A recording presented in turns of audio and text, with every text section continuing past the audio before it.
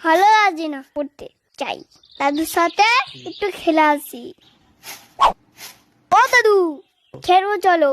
দূর বাপু, দাঁড়া দেখিনি, খুব গরম হচ্ছে, পরে খেলবখন। আরে দাদু, কোথাও যেতে হবে না, এখানে বসে খেলবো। কি খেলবি? ইকির মিকির খেলবো।